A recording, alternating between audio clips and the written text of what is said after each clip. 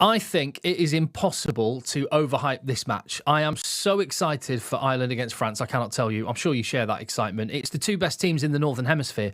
It's the Six Nations title decider, more than likely. It could be the defining moment in an Irish Grand Slam or not. And for France, it could be a key moment which decides how this Fabien Galtier era France is looked back on as winners or underachievers. The teams on both sides are stacked with talent. Many of them players that we're going to talk about many years from now. And it's just going to be an incredible match. I mean, think back to the last time these two teams played in Dublin, one of the all-time great Six Nations games. They were both on the wrong side. Let's not forget in those World Cup quarterfinals against New Zealand and South Africa, respectively, but are up there with the very, very best in the world. This is best versus best. This is what Six Nations rugby is all about. And it's going to be huge. So I thought I would get the juices flowing for Saturday afternoon with a look back at a very special Six Nations memory, which, I mean, if I say the year 2018, Ireland fans will instantly know where I'm going with this one. That dramatic finish in the Stade de France in what would turn out to be a Grand Slam campaign for Ireland, and this by far the tightest of the matches they faced. Yeah, let's get straight into it then. Give the video a thumbs up, hit subscribe, and please leave your comments down below. Help me spread the word of the channel. So 76 minutes on the clock, and France have a penalty which would put them 4 points clear. And I mean, bearing in mind how tight the game was up till this point, maybe end the contest. Anthony Bello is lining up the kick. He's a replacement. Replacement. Came off the bench. He'd already kicked one penalty. This was a fairly regulation one, but a big stakes. And I mean, just look at that man there. Peter O'Mahony. Wouldn't it be poetic? He was off the bench in this game. This 2018 was Ireland's, was it their third ever Grand Slam? Wouldn't it be so poetic for him, Conor Murray and Cian Healy? Wouldn't it be amazing if their careers finished with a Grand Slam? I'm sure that's going to add a little bit of extra motivation. But there you go. Peter O'Mahony would have a big say in how things went in the next few minutes. But you can see from the looks on the Irish faces, they kind of knew that this could be the match.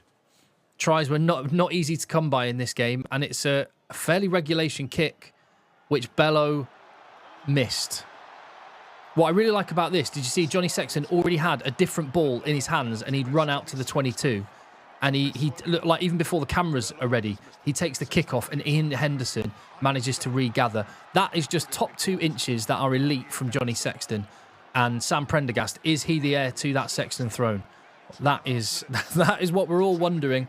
France had so many opportunities to close this game out, not just the penalty, but the regather from the restart, and they call restarts the third set piece, or fourth set, I can't remember, third, fourth. It's a very, very important and underrated part of the game.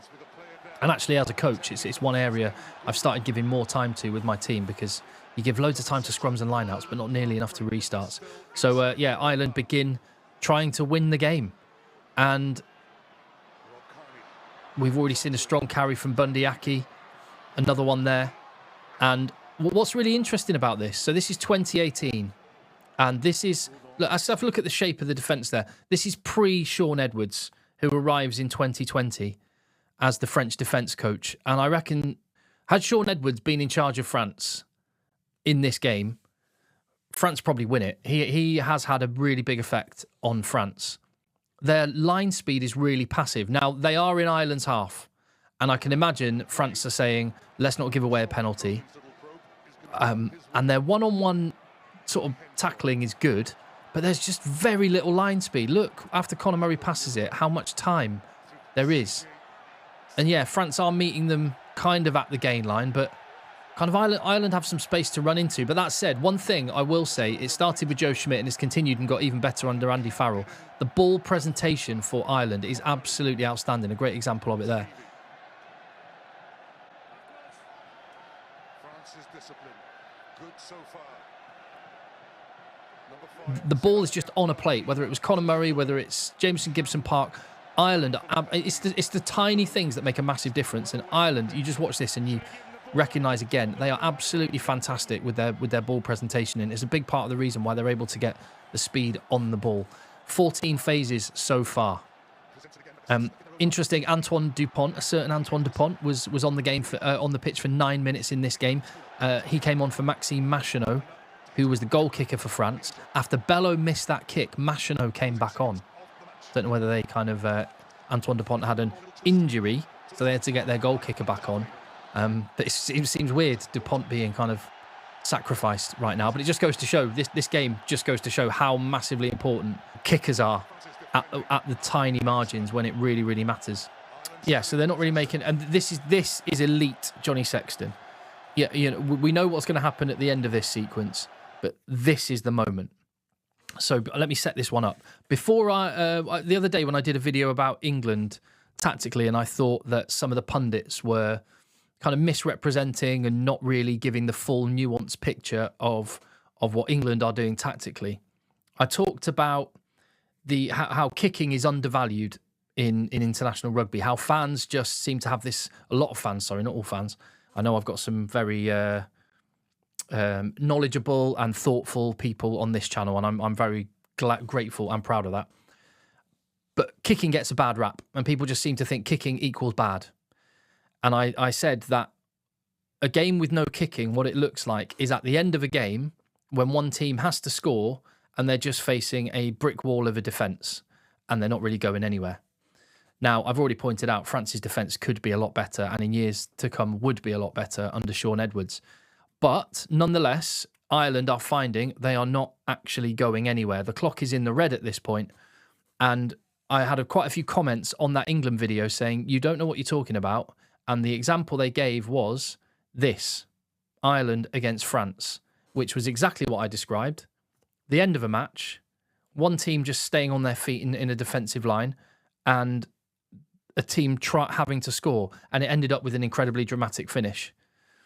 But let me let Johnny Sexton do the talking for me. He sits back and he goes for a cross-field kick. Beautifully executed. Keith Earls on the end of it. And then look at that picture which Johnny Sexton has created. That is what I'm talking about when I say that's what kicking does. Obviously, you have to kick well, and Johnny Sexton just did it brilliantly, but Ireland are stacked up with, 9, 10 men out to the left. France are in absolute chaos at this point. Ireland have made absolutely critical territory and got into France's half, and they did that via a kick. When you analyse this whole 41 phases, spoiler alert, there's 41 phases we're going through. When you analyse all 41 phases, this was the moment.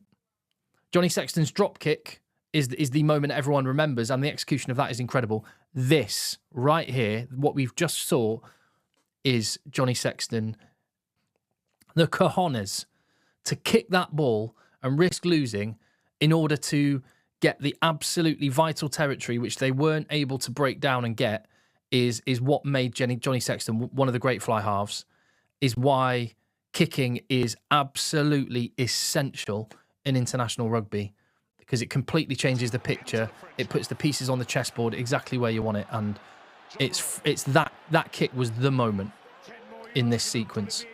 Again, I love Nigel Owens' refereeing as well, because right there, it could have been a penalty either way. That could quite easily be a penalty for the France player getting on the wrong side and not rolling away. Equally, you could argue France he's on the wrong side because he had a legitimate go for the ball, and Ireland could have been adjudged as holding on.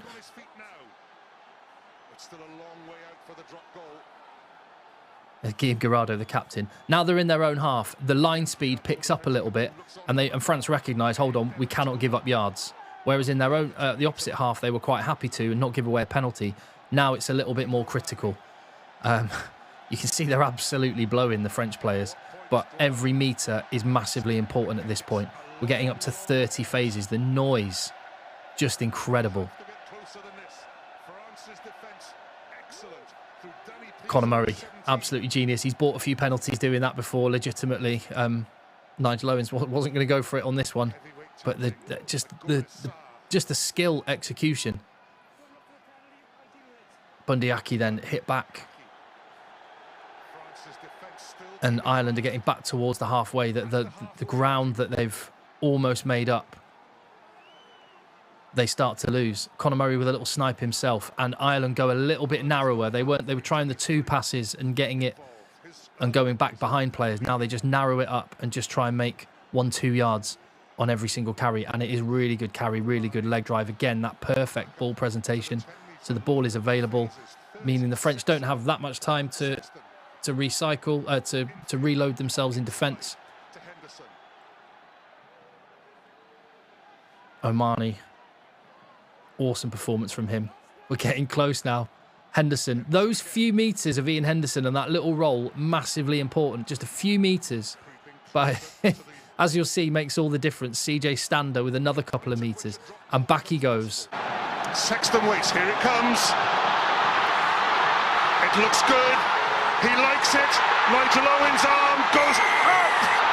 And Ireland have stolen the game right at the death. And the players tear back into their own 22. And Guillaume Guirado, look at that face. Look at that body. France put themselves in a winning position, only for Ireland to steal it with the last kick of the game. Johnny Sexton's drop goal. The final score: France 13, Ireland 15. How good is elite sport? How good is rugby? How tiny are the margins?